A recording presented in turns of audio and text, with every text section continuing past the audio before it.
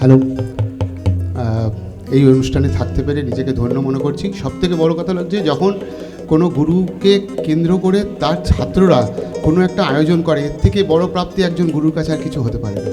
সেই জন্য সমস্ত ছাত্রদেরকে আমি বলি এরকম ছাত্র যেন যুগে যুগে থাকে। পাশাপাশি সত্যদা বলি, আমার পিতৃস্থানীয়, তবু আমি দাদা বলি। এটাই হচ্ছে সত্যদা।